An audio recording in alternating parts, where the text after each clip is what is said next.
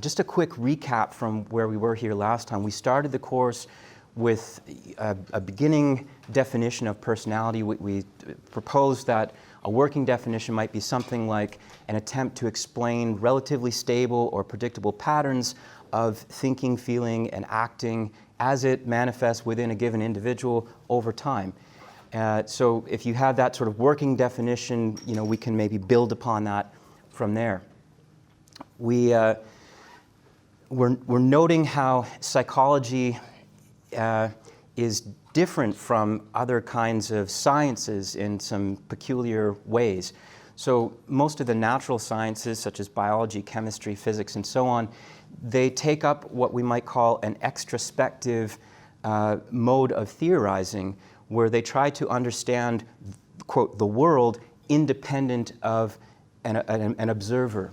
So as we might describe it, independent of how particular people might conceptualize it, and so on. So it's primarily taking up a mode of understanding the world as an assemblage of objects and processes out there, right? And it's arguably a third-person perspective, that anyone can be invited to take up this view of the world and see the object or see the processes unfolding in this particular way. Psychology is arguably different, because the kinds of things that we're interested in aren't exactly objects or processes, at least not in any obvious way. So when we're curious about how people think, we can't observe a thought, we can't manipulate and grab hold of a thought. Emotions, we can observe how they manifest within facial expressions, but again, arguably the core of what it is to feel something is manifesting within the experience of the first person perspective, right? And then psychology, of course, is also subject to what we talked about here briefly last time as looping effects. So the interpretations that we come up with as social scientists are taken up by individuals as they, then come to understand themselves, and that will play into how they feel about themselves and how they act in the world and how they engage with people. So this is a very peculiar kind of science. It's qualitatively different from what we might be doing in the natural sciences. Now, because there's this inability to have a direct empirical grasp of the phenomena that we're interested in explaining, we have to fill in the gaps in some ways with theory, far more so than we would in biology and chemistry and physics. So we rely quite heavily on certain assumptions or concepts or schemas or frameworks, metaphors that are kind of taken up in our discourse. And what that means is that arguably, we want to make sure that our conceptualizations are logically sound, that they're coherent, that they make sense. And so, we made a case here last time that it's very difficult to avoid doing some kind of philosophizing as it relates to psychology. So it's important to engage in a form of, rational inquiry when we explore these different theories. Does that make sense? Is that pretty? Okay. So then we talked about modes of investigation, like some different ways that we can come to a knowledge claim or understanding about the phenomena that we're trying to explore, explain. And we laid out, empiricism, which we kind of described here last time, is roughly what we can see from a third-person perspective or ascertain through sense data. Empiricism, rationalism, and phenomenology. So this is kind of where we're at right now. We're just going to unpack rationalism and what that might involve, at least as it relates to what we're trying to do in the class. Does that make sense? Okay. The structure of a rational argument goes something like this, that there's a premise that is put forward. It's a statement that is intended to provide a justification or evidence for the truth of another statement. So you can think of a premise as being one of the building blocks of an argument. It's kind of like the structural pillars or foundations of an argument. And a premise is its content that's put forward, But a premise is based on, or it was constructed through the act of what we call predication. And predication is when a person affirms or denies or qualifies a broader pattern of meaning in relation to a more narrow or targeted pattern of meaning. So what does that mean? That sounds like gibberish. Well, it means, just as an example, if I say that Jill is an extrovert, I'm taking this general concept of extroversion and I'm extending that to include this specific individual, Jill, in this case. And so I'm doing things with words and with concepts, and I'm putting those things together to make the statement, Jill is an extrovert. And I can put that, so I've done the act of predication, I put that and put it forward as a premise that can be used as a building block in an argument. Okay? Well, what would an argument look like that involves something like that? Well, we can have a major premise, which is a more generalized kind of statement that we could put forward. We can say that extroverts are outgoing, right? Which is pretty much true by definition. So we can have a major premise, extroverts are outgoing, Jill is an extrovert, therefore Jill is outgoing, right? So we have a first premise, a major premise, we have a minor premise, which kind of specifies how we apply it to Jill in this case. And if both those premises are true, then it necessarily leads to that conclusion, right? Are you with me on that? Does that make sense? So in deductive reasoning, that's what I'm describing here, it tries to show that a certain conclusion necessarily follows from a set of accepted premises. So when we want to analyze or perhaps, criticize or, kind of sure up the foundations of an argument, what we're trying to do is we're trying to say, what are the premises involved in this argument? And what was the act of predication that was, kind of put forward that led to this content, this premise in this argument? And we want to see if it is coherent and what other assumptions it might be based on. So a valid argument demonstrates that if the premises turn out to be true, then the conclusion must be true. So a valid argument, you can just think about it as you're just playing by the rules of logic, right? You're playing the game in the way that it's supposed to be played. It's almost like a logical argument is kind of like a mathematical formula in a way, and you're just following the rules. That's all you're doing. So if you're making an argument and it's a valid argument, then again, you're just playing by the rules of deductive logic. Now, an argument could be valid, but it may not be sound. So a sound argument is that if you have a valid argument that's put forward, and the premises indeed appear to be true. So you're checking out the premises, you're kind of shaking the foundations a little bit, you're kind of seeing what they're based upon and what assumptions go into making them and so on, and how the ordering of meanings has been constructed and so on. And you say, you know what, I would agree with that. That makes perfect sense. I don't see any way of tearing this apart. And so if you have sound, if you have premises that are rock solid, and it's following a valid form of argument, then you can say it's both valid and it's a sound argument as well. So just as a silly example, we can say the brain is shaped entirely by learning. That's our first premise. We can say emotions emerge from states within the brain, therefore emotions are learned. Now, is this a valid form of argument? What would you say? If we accept the first and second premise, if we accept them, that's the key thing, does it entail the conclusion? Would we have to agree with the conclusion? Yeah. So that's a valid argument. Is it a sound argument?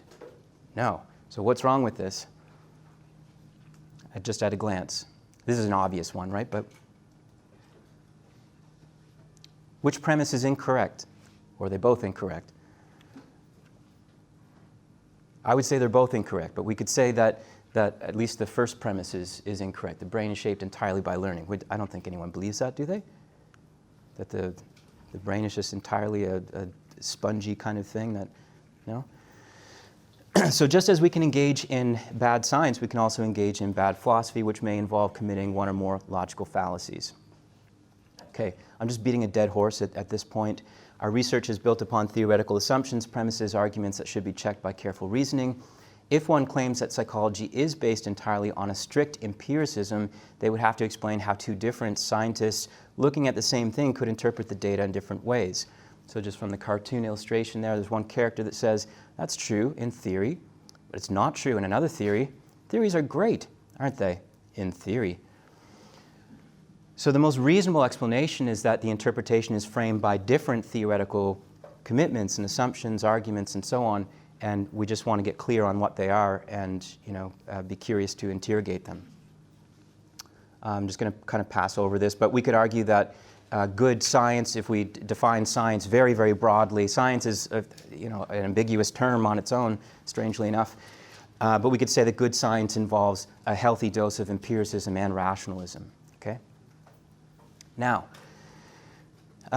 so we talked about empiricism, we talked about rationalism. Arguably, we want to do some of both in our investigations, and now we're going to talk about phenomenology.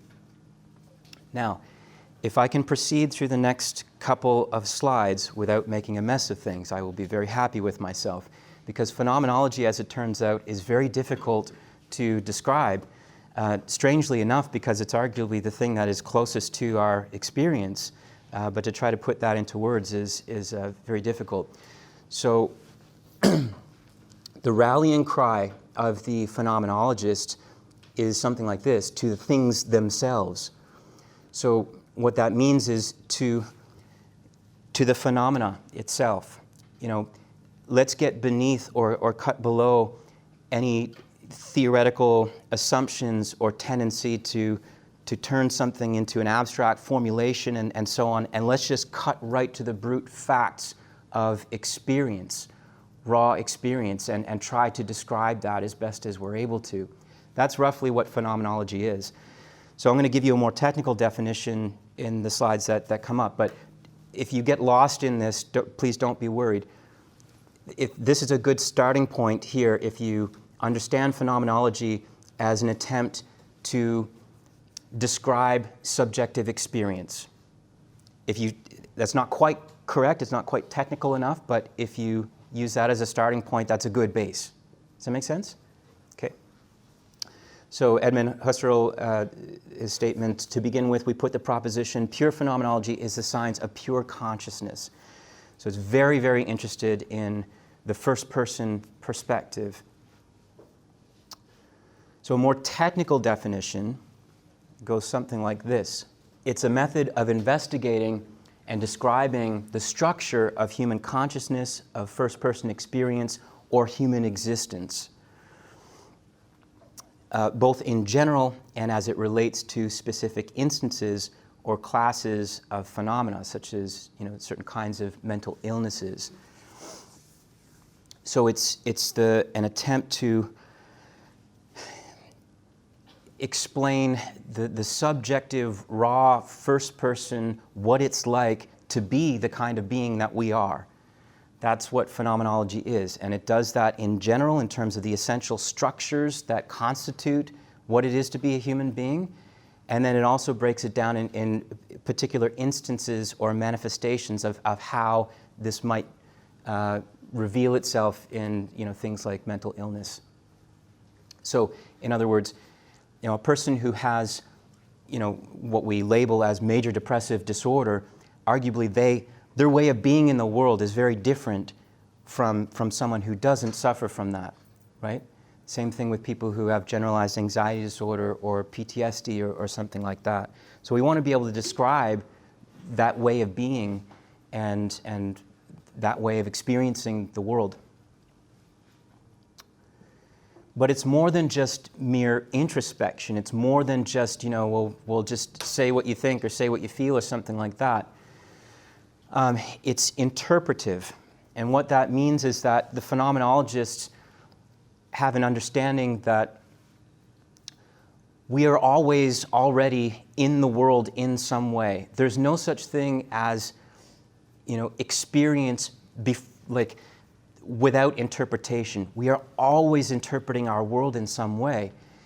And largely this is, in non-explicit or non-theoretical ways, just, a basic, just even you're coming into the room and being able to navigate, in the classroom and find your way to a seat and all this kind of stuff, and you probably weren't even thinking about what you're doing. It just happens in a way. So there's a kind of interpretation as we engage in the world. Let's say I'm having a conversation with a client, and they're describing this, god-awful experience that they had with their boss. And they went to a meeting, and their boss, called them out and criticized them in front of all their coworkers, and it was, apparently this awful experience. And I asked the client, I say, well, look, what was that like for you, having gone through this in the way that you describe it? And the client says something like, well, it wasn't right, what he or she did. Okay, so it wasn't right. Now that's this person's thought or interpretation or cognitive understanding at a glance or something like that. But as a phenomenologist, we might be kind of more curious to kind of like, what else is there? What is underneath all of this? So when you say it wasn't right, what feeling do you have about that? Like when you talk about it here with me and how this person came in and it was just out of the blue and they just called you out and did this in front of everyone else, what was that like for you? How did you feel about it? And let's say they say, well, it bothered me. Now, if you were to imagine like, well, what would a phenomenologist do in an instance like that? What would you guess? Would we just like, oh, I guess that's that. It's, it wasn't right and it bothered you. Okay. What else would we do? Why? Ask why. We could ask why. What are we likely to get, though, if we ask why? Why did it bother you? It just did. It just did. Well, they could say, well, it just did. Or they could, kind of stay in that cognitive mode of interpretation and say, well, it bothered me because bosses shouldn't do this and it's irresponsible and blah, blah, blah, and this sort of thing. Are we getting to and that may help, right? It may give us something, but does that give us the whole of what we're after? If what we're after is, what was this like for you? How did you experience this situation? Are we getting the whole picture? No, there's still a lot left. So what else could we ask to try to get further? Maybe take different points of view and look at it that way. Well, I think again that's so taking different points of view, it invites the client to conceptualize things, to interpret it, to think about it, right? What else is there? So within experience, what is there aside from thinking? I got some hands up here. Who wants to? Maybe just dig deeper into that feeling, tell them to describe that feeling or Yeah, describe the feeling. Because you don't just feel bad. There's a bunch of other feelings that. Well, let's look at it this way. So when someone says it bothered me, does that get at the whole of what the feeling is? So when I say it bothered me, do you have an understanding of what I felt in that moment? No. What else would you want to know? Yeah. Maybe it would be helpful, whereas the client is saying oh, it bothered me, it wasn't right, talking almost in the past tense, it may be better to take me back to that moment, what did you feel in that exact moment when that was happening to you? Yeah, exactly. So you can take them back to that experience and what was that feeling? What was that like? A question that is kind of fun to ask as a psychologist, because when you kind of ask some of these questions and people don't have a lot of experience kind of attending to their emotions and whatnot, it can be kind of strange. And you say, well, how did you feel? So you said it bothered you, right? So that's kind of what your interpretation is. But how did you feel about it? And they might say, well, what do you mean? Well, when you say that it bothered you and you're saying that it wasn't right, it wasn't just for them to do that, it was very disrespectful and it was embarrassing and you didn't like that at all, what feeling do you have in your body? What are the symptoms? So when you say it bothered you, what are the symptoms of this bothering? How does that show up for you experientially? And that's a very strange question to ask some people, but it's important, right? It's like, well, because they might say, well, I felt tension in my chest and knots in my belly and just tension in my jaw. Or they might say, I felt sick to my stomach and weak. Or they might say, I felt this warm rush of energy and this empowering feeling and this impulse that I wanted to throttle this person, right? Or something like that. So the phenomenologist is looking at, they're not taking for granted the initial interpretation. They want to kind of delve beneath and see what is there. So one of the concerns with taking introspection or the first person experience seriously is that people say, well, it's merely subjective, right? and subjective experience is prone to bias and error, right? So we have to get objective about things. We want to attend to just what's there in the world, you know, as a thing or process or something. We don't want to take your opinion or something like that seriously. And that's, you know, to me, it seems like that's just a doubling down on your desire to take up an extraspective mode of theorizing with everything, including the human first-person experience, strangely enough. Like, if you tried to take that approach as a therapist, I think you'd probably be a bad therapist, you know, because I think you're really interested in how this person exists in the world and how they feel and think and all this sort of thing. Now, you know, when we talk about phenomenology, we're trying to understand, let's say we're trying to understand the basic structures of what it is to be a human. Well, we can take introspection and subjectivity seriously and aim to turn that into an objective interpretation, right? And so we can have intersubjective agreement about what it is to subjectively experience something, right? So when we talk about anxiety and I tell you this is what anxiety feels like, and you know what it feels like because, oh gosh, I was in a similar situation, that's kind of what it feels like for me. And we get a bunch of people who are in agreement, there's an intersubjective agreement about their subjectivity, and then it turns it into something objective that we can talk about. Does that make sense? Yeah?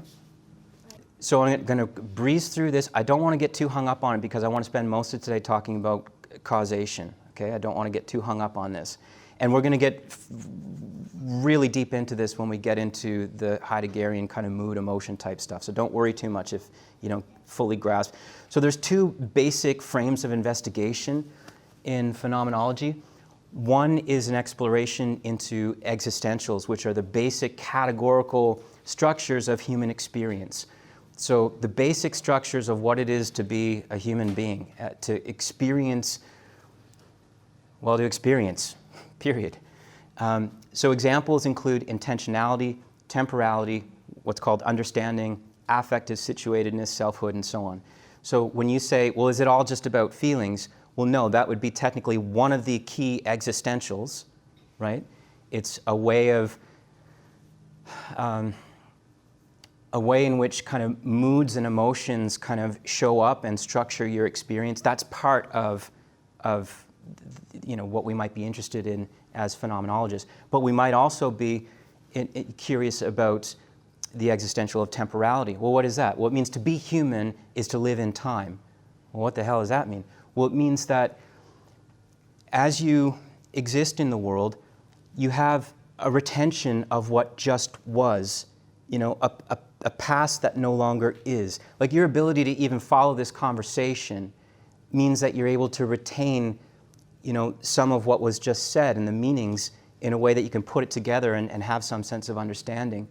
You can also think about what you had for breakfast. You can, you know, think about, you know, this terrible thing that happened a month ago or 2 years ago or whatever.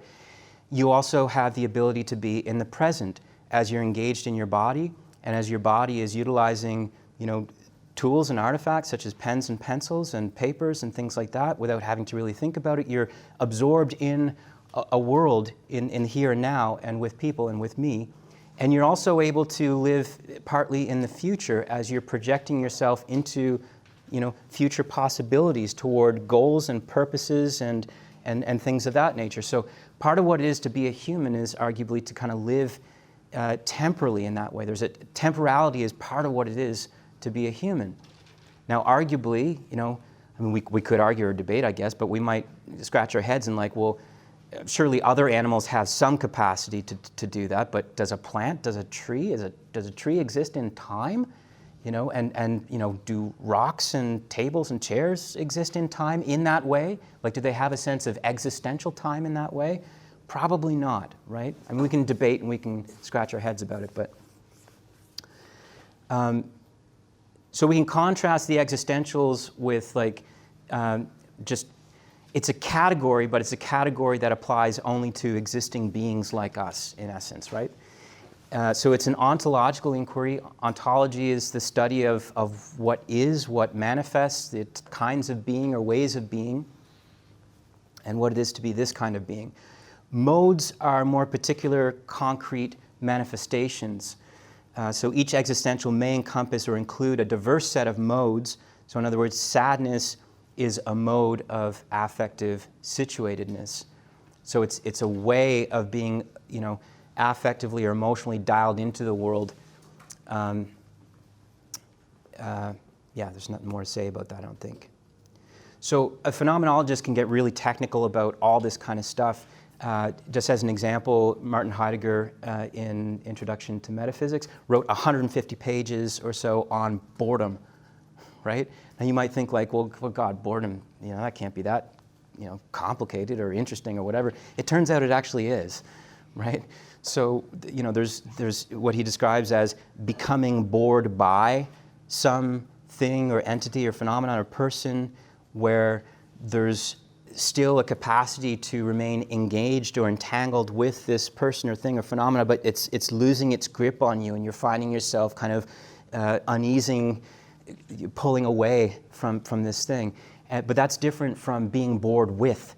So it's now I'm bored with, this book or with this lecture or with this person or something like that, and it's becoming, really something that I want to break away from. It's this particular thing that is boring me, and I can move away and escape my boredom. But that, in turn, is very different from what he calls profound boredom, which is that everything has this quality of boredom, that time is oppressive, that it is elongated in this excruciating way. Time drags in this painful way, and there's nothing that can solicit my attention in a way to escape it. So it's interesting, like these different kind of structural shifts and how these things manifest, and the phenomenologist takes all of that quite seriously and says that it tells us a lot actually about the person and how we might understand their situation. Okay, so we talked about causality as being something that we can use as a meta-theory or a theoretical framework that will help us compare and contrast some of the different theories of personality. But we want to have an accurate understanding of different ways of conceptualizing cause. There's a quote here by William Baker who says, "What should have been the quintessential domain of psychology was set aside not because it was not germane to psychology, so much as because it was not germane to physics." And what he's saying is that psychology in its beginnings tried to emulate itself on the natural sciences and the models of causation that were very appropriate to biology and chemistry and physics. But then we tried to use that same model or that same mode to understand the person, and arguably is at risk of misunderstanding or misinterpreting something. So when we think about causation, we can think what is responsible for the existence of this entity, thing, or event, what explains it, why does it happen at all. Theories of causation of events, whether formalized, symbolized, or implicit, form the deep core of our conceptions of reality. The meaning of cause is often ambiguous, and its definition has changed throughout history. Aristotle's classical theory of causation is a good place to start. It has received renewed interest and is especially relevant to the social sciences, such as psychology. So, Aristotle claimed that a cause is a set of conditions without which an entity would not be what it is. And he proposed that there are four causes. There's a material cause, an efficient cause, a formal cause, and a final cause. And hopefully by the end of today's lecture, you'll have a beginning grasp on what that involves or what that entails. So if our goal is to understand the person, we will argue in the class, or I will propose that you cannot do so without reckoning with all four causes. So all four arguably constitute the person. Okay, so material cause is essentially, what is this made of? Whether it be stone or wood or blood and guts or whatever it is, as an object, as a thing. Efficient cause is the primary source of change from rest or motion. It has to do with an unfolding of events, it has to do with movement and change. Now usually when we think of causation, this is typically what comes to mind, right? We talk about change and movement and dynamic forces and so on. And material cause is kind of bound up in that. So the way to think about the four causes is you want to think about the material and efficient causes as kind of going together, and you want to think about the formal and final causes as also going together in their own way. So formal cause is, what is it that makes this what it is and not something else? What allows it to show up as the thing that it is? And final cause is, what is this made for? What is its purpose or utility? What is the goal of this thing? So an example from Aristotle, we can say that given a marble statue, one could say, this is marble. That's the material cause. This was made by Phidias. That's the efficient cause. Now we can break that down and say, in addition to Phidias, the human being that sculpted the statue, we can also say as part of the efficient cause is the chisel, is the hammer, is the movement, the forces, all of that would be part of efficient cause. Now, we say this is Apollo.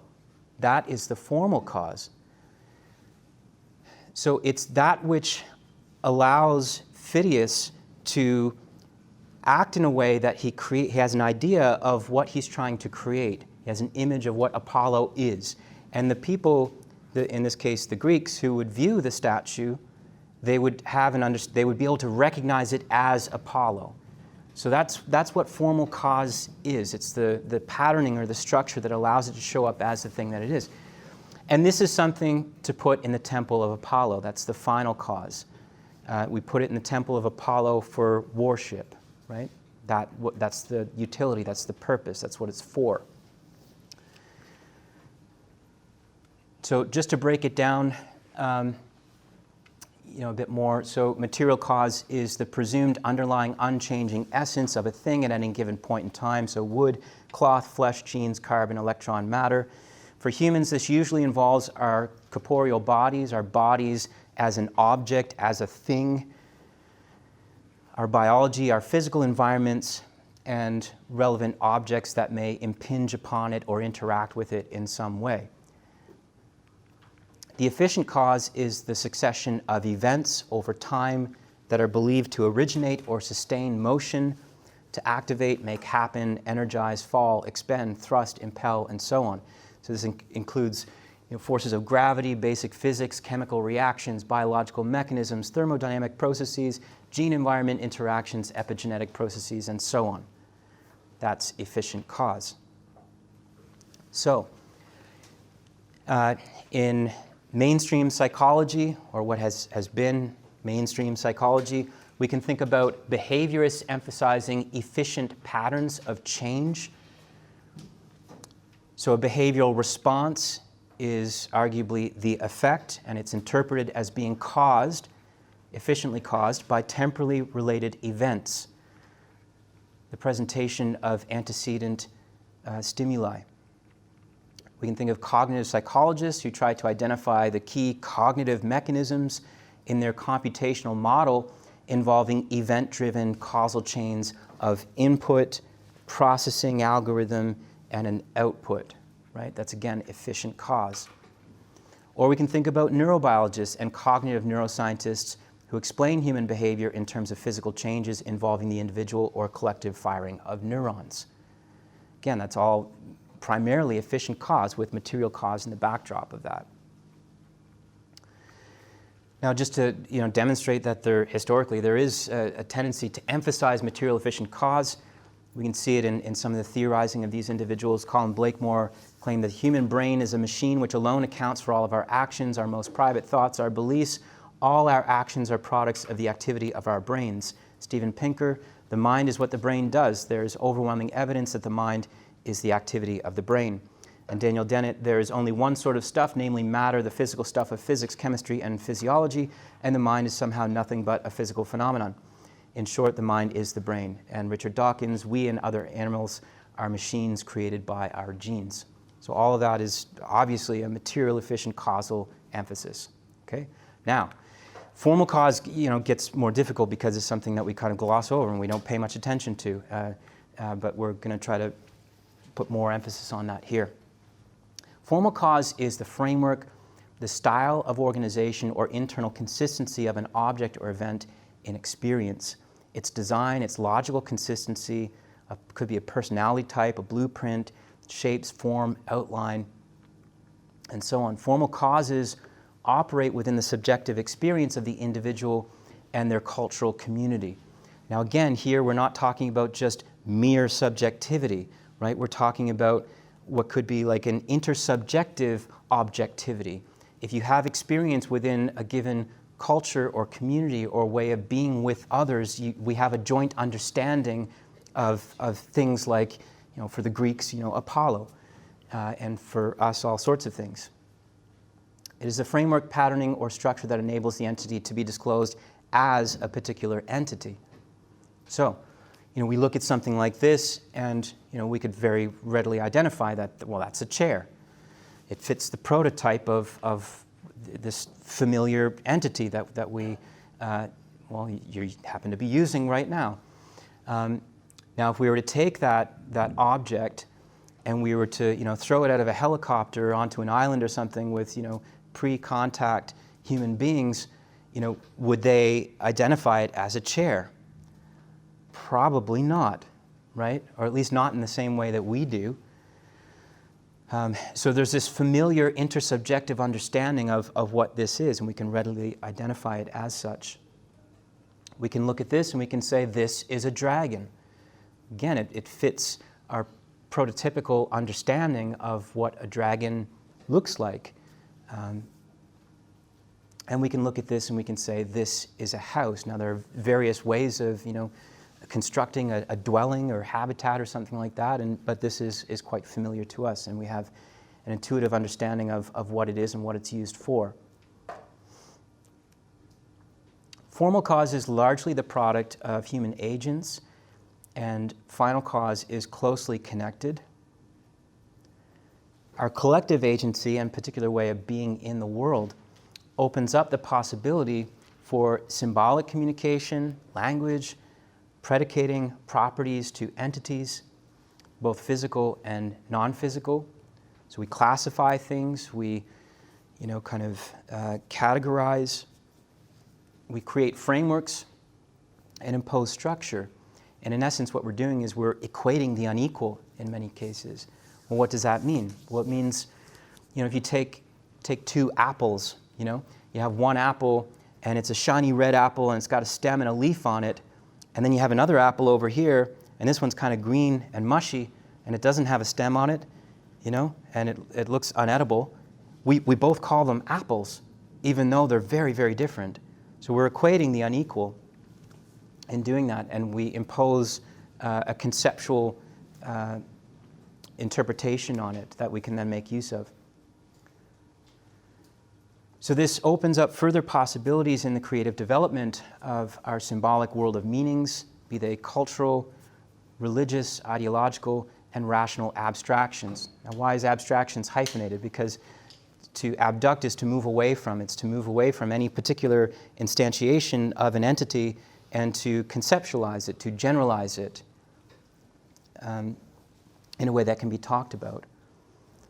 And that allows us to engage in activities such as mathematics, physics, chemistry, and we have greater control over the physical world through our technological advancements, and allows us to create things like iPhones, cars, and scuba gear. Formal causes are a ubiquitous totality of human equipment, symbols, concepts, abstractions, rules, and significant structures that constitute so much of the human world. Now, this is sort of interesting. We'll get to some of this later, but arguably, we talk about other non-human animals and we talk about the environments that they inhabit and they live in. Heidegger would claim that animals, when I say animals, I recognize fully that we're animals, okay? So just, we're on the same page with that. We can say that animals, non-human animals, live in environments, but human beings live within worlds. And that's an important distinction. And a world is something that it's not just there. It's something that we partake in. It's something that becomes a part of us. It's something that we create. And it means that we're arguably a different kind of being, a different kind of animal, a symbolic creature, a creature that is always sort of installed within a world in sort of a different way from other non-human animals. Formal causes are the assumptive ground implicit in our understanding of reality, and they're part of our collective culture and our cumulative oral and written history, as well as the raw material involved in explicit dialogue and debate, co-construction of ideals, ideas, meanings, and future strivings. So just quickly here, formal causes, the argument is that they can't be reduced to material efficient causes. So the number 4, that's an abstraction. It's not an object or an event existing in a material world independent of people. They're the meaningful symbolic abstractions operating within our cultural practices. They cannot be explained by material causes alone, even though the development of symbolic abstractions, explicit labels, and meaningful frameworks necessarily depend on a physical world and human bodies riddled with biological mechanisms. So what we're proposing here is not dualism. This isn't some Cartesian kind of like, oh, there's a mind over here and there's a body over there and they don't interact. That's not what we're doing here. We're saying that material efficient causes are a necessary part of what it is to be a human being, but they are insufficient on their own. That's all we're doing here, right? Okay, so I'm going to describe final cause, and then we'll kind of run through some examples, and we'll just get really familiar with this framework. So final cause is the reason, the end, the purpose of why a line of behavior is carried out, or why an object is under creation. It involves intentions, plans, hopes, wishes, desires, expectations, aims, and so on. So final cause is what we call teleological. Telos means toward an end goal or purpose. And it arguably involves the exercise of human agency, choice, and intention. Material efficient causes are largely within the framework of the domain of an extraspective theorizing. If you're a biologist, a chemist, or whatever, and you're trying to describe the world as best you can, independent of people, that's the right approach to take, right? Formal and final causes you cannot understand or make sense of unless you take seriously the first-person experiencer's subjectivity. And you definitely will never understand anything like human agency or free will unless you're able to take seriously the introspective first-person experiencer. So in other words, if you see a person and you're observing them, you're people watching, right? And you see this person, they're walking down a path, and there's a fork in the path. And it looks like they're going to go right or they're going to go left, and you're watching them. And you see that they go right. Now, to an external observer, you're observing as a scientist, there's only one path they could have taken, and that's the path that they did, in fact, take, right? They could not have done otherwise, right? You're observing this person as an object moving about in the world in this way, and this is what happened, right? And you frame an interpretation based on that model. But that seems to deny that at that fork in the road, there was an individual, a first-person experiencer, who, for whatever reason, through a decisive act, and the reasons that might have been behind it, might have been a whim, it might have been some kind of thought-based sort of process, but that there was a person there that decided upon a course of action, and that they might have taken the left path or the right path, depending on how they kind of made sense of their experience or what was kind of at play within themselves. Now this gets really complicated, right? And a human being is very complicated. Sometimes we have a war within ourselves. We feel like we want to do this, but we know we should do that, and we have this kind of battle of internal will and whatnot. And we try to throw our weight behind whatever maybe we reason is best for us in a given situation. But in order to understand that, you arguably have to take seriously the first-person perspective. So arguably, and this is what I would be inclined to argue, Human acts are not simply determined by biology, physical environments, laws of nature, and efficient mechanisms, an endless chain of prior causal events. That would be physical determinism. Instead, final causes seem to be entailed by their effect, as if the future were somehow able to influence the present. That's sort of, again, what I alluded to here last time. What it is to be a human being, arguably, is to live within time, to be able to, in our imaginings, we can reach forward into the future, into a possibility of what might be, right? Now, is that a fiction? Is that not real, the future, right? Because we can say that, well, an asteroid could hit the planet, we can all blow up and die, and, it's non-existent, right? It's a fiction or something like that. But that's not exactly true because, or if it is a fiction, it's a fiction that has a great deal of utility for us human beings. We can look forward into the future and we can weigh out various possibilities and we can see how they line up with our goals and, whatever it is that we're trying to achieve. And arguably through our actions, we try to realize those possibilities. And that is arguably, so again, rather than it being just merely something, and I'm not denying the fact, by the way, that we are often just a product of our prior environment and genes and all this other kind of stuff. I'm not denying any of that, right? But it's not merely that we're just bumped along by prior events and epigenetic processes and so on.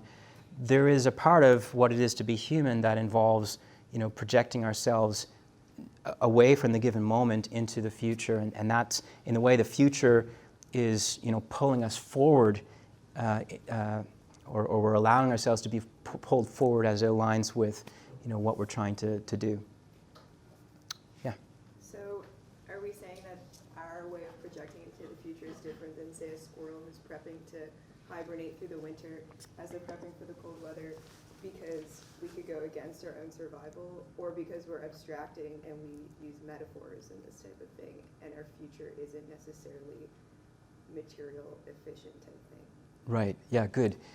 So the question is, the way that we project ourselves in time, are we wanting to say that the way that we do that is different from the way that like a squirrel would do that, as it's, kind of gathering nuts or something like that for, the winter or something like that? We're just recognizing our own volitions and contemplating them. Yeah, and I think my answer to that would be, yeah, well, that is, because, I mean, we'll kind of get into some of this stuff a little bit later, but arguably the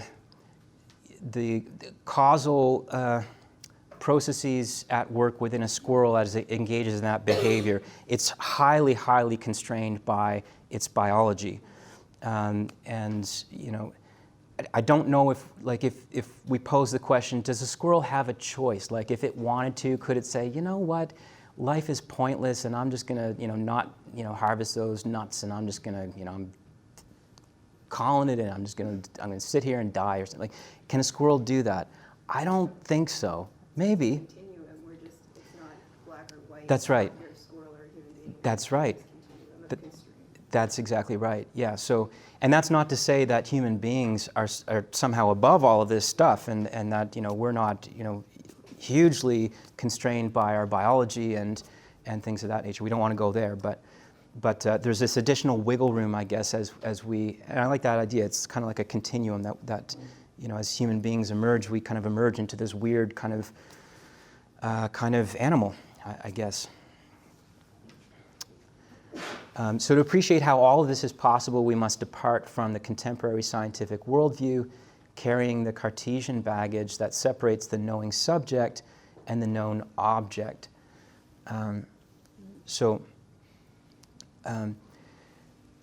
This is especially true for anyone taking like a more kind of phenomenological approach. It tries to break away from the theoretical assumptions that separates the knower from what can be known. Because everything that's known is known by someone. So we're always, even scientists, they're in the process of interpretation and they are instantiated in the world in a particular way.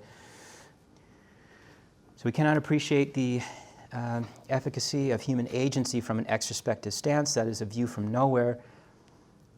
View from nowhere because it's a generalized perspective, and no one is capable of taking up a generalized perspective, right? We must notice our unique way of being in the world, how we encounter ourselves and each other. People not only have, so this is one of the ways that I'm cutting some things out here, by the way, if you're following along, but one of the ways that we're a very odd kind of animal. People not only have thoughts about or directed toward physical objects such as pens and dogs and chairs, but also highly abstract concepts, including gravity, statistics, Marxism, and even fictional subjects such as dragons, angels, and leprechauns, and so on. I'm just going to skip over that. So the future is a field of possibilities navigated within our subjective consciousness. Our ability to imagine and act in terms of future possibilities allows us to partially escape the hold of physical determinism, even though consciousness itself is necessarily dependent on material efficient mechanisms. It can't be reduced to them. Okay, so that's roughly the thesis that we're wanting to defend or make a case for. This is a really appropriate quote by Peter Winch. To redescribe human actions in ways that made them plausible candidates for causal generalizations of a kind that might one day achieve the status of causal laws is not to deepen our understanding of the subject matter with which one began, but to lose it altogether. And again, it kind of lines up with that quote by Thomas Nagel, I think I read here last time, that we just want to come up with the right, we want to be objective in our theorizing, but we want to come up with the right mode of objectivity and apply it in the right ways. And if we fail to do that, then we arguably fail to understand ourselves. Okay, so you want to, try to drill into your heads these four causes. Like by the end of the course, you should know that like the back of your hand, right? And we're going to walk through some examples in the time that we have left. Some of you might notice that I brought a hammer to class. Why did he bring a hammer to class? We're going to use this as an example. We're going to break this down into the four causes, right? So if we're looking at this hammer and we say, okay, what is its material cause? What will we say? How will we describe it in terms of its material cause? Wood and stone. So it's made out of wood and metal, steel. Yeah. So wood and metal, that's its kind of physical kind of components, like the substance or whatever that constitutes this thing, right? Okay, so that's the material cause. What would be the efficient cause of this hammer? What processes or events, have unfolded to create this thing? Yeah? The person who decided to make it, or the person who decided to use it. Well, let's leave out the decide part. Let's talk about, because that, I think, is kind of mixing in some other forms of causation. But if we just talk strictly in terms of the events that were necessary, the unfolding, the succession of spatial-temporal processes, what would we guess, like if we're speculating? We're trying to describe its efficient cause. Yeah? Someone had to chop down a tree to make the handle. Good. Combine the metal to make the head. Yeah, so there was someone or some people that came together, they chopped down wood, or they mined the materials to get the steel together. Okay, so that's a good beginning start. And then what? So this collective effort coming together to get the raw materials, then what? What happens? If you're just take a guess, I don't know. You just have to form the hammer from the wood and then sanding it down, that process. Right, so does anyone know, how would we shape this wood? How is this wood shaped or whatever? What would we guess? Like a milling process or something like that, right? Like there's probably some machines or something like that, conveyor belts and kind of, slicing off or sanding, this sort of thing, right? And maybe for the steel, there's forms, and the steel is kind of melted and fit into the form and it cools, right? And then maybe there's I don't know, maybe it's a mechanized thing, or maybe there's an assembly line of other human beings that put these things together and then whack them with, some special tool or something like that. And then, lo and behold, you have this, right? Whatever this is. Okay, so that would be the efficient cause. So we have material cause, efficient cause. Now, what is its formal cause? This is where it gets a little bit tricky. What is the formal cause of, notice that I'm referring to it as a thing still, right? What is its formal cause? What allows it to show up as the thing that it is? Okay, good. So there's something about its shape, right? What is it about the shape of this thing that allows it to show up as the thing that we know it to be?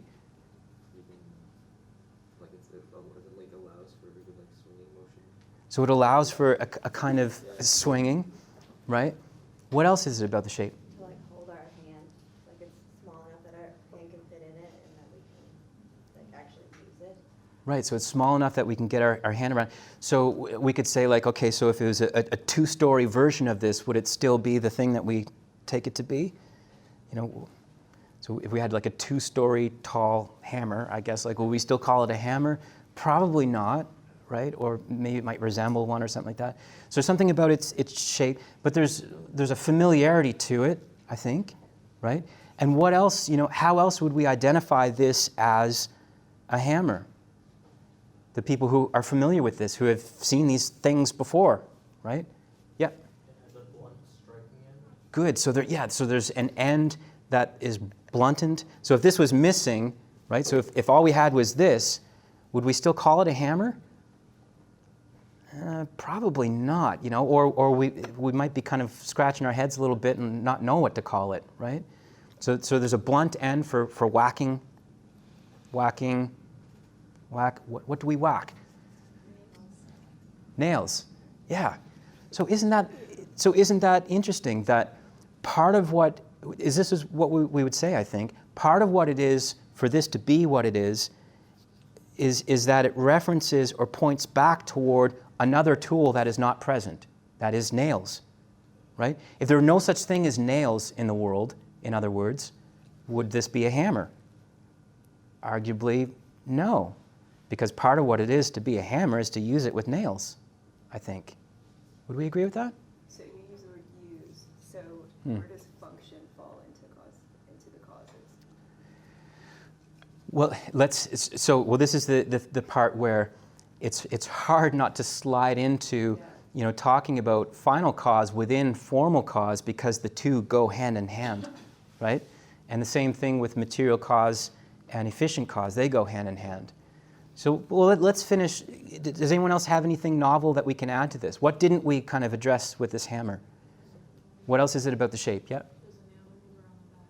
And what you just called it a nail remover, right? So, which is great though. That's exactly right, because again it points to, well, what is this for? Well, it's to be used with. Well, to be used with what? Well, to be used with nails. Everybody knows that, silly, right? So part of what it is to understand, this entity is its shape, is its form, and is what it is used with, or what it's in reference to. I think one way of and it's a slippery kind of demarcation there, right? But I think we might say that, well, the nails kind of factor into this because there's that they go together in a way, and if you don't get any deeper into it than that, they just go together, right? They have a correlation kind of connection or something, like they. Now we can jump into final cause, right? So what is the final cause of this hammer? So in other words, what was the purpose or the intention? Why does this thing exist? To hammer nails. To hammer nails, right. And in order to what? Make stuff. To make stuff. To make what kinds of things? Like houses and stuff. I don't know. Houses, yeah. Dog kennels, ladders, whatever. Does it have a formal cause, final cause structure even prior to this particular instantiation of the hammer? Yeah, I think it does. but I think it would exist within that former cultural practice or use or intention or whatever. It would just be kind of slightly different, you know? Insofar as culture is intention-driven, that culture is made up of people, and some of those people have ideas and goals and purposes, and we come together collectively and we try to, you know, as culture shifts or changes, then, you know, some of the final cause could, like if we ran out of, some weird reason we ran out of nails, there's no such thing as nails anymore, and there's all these things lying around, right? And civilization just turned into a chaotic mess, and like now people are wielding these sorts of things as weapons or something like that. Well, is it still a hammer? Well, not really, or the definition changes, right, with its use. The meaning changes with its use. I don't want to get all kind of weird about that stuff, but I'm trying to see if there's anything else I want to say about this. So the final cause is, why does this exist? Well, it exists arguably to hit nails. Why do hammers exist alongside nails to exist? To fasten things for what, toward what end? Well, in order to make structures. Structures in order to do what? Well, in order to provide shelter, in order to provide climbing materials, in order to, you know, defend yourself against the gaze of your neighbor in building a fence, whatever that happens to be, right? So and in order to structure that kind of fits into, you know, our final cause interpretation as well. Yeah. I'm just wondering, so like the material efficient cause, they kind of go together with that, and then the formal and final cause. Would the formal and final cause be more dependent on culturally and how we kind of, like within our own culture, how we subjectify it, and then the material efficient is kind of, would be similar through different cultures? Because it's like all the same products? I think that's a reasonably sound way of putting it. Yeah. I don't know if I have this in the final.